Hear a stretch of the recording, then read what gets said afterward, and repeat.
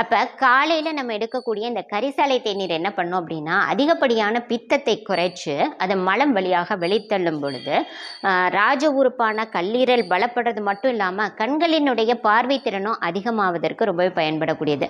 அப்போ எந்த அளவுக்கு மருத்துவ ஆய்வு செய்து நம் முன்னோர்கள் ஒவ்வொரு விஷயத்தையும் உணவாக எடுத்திருக்காங்க பாருங்கள்.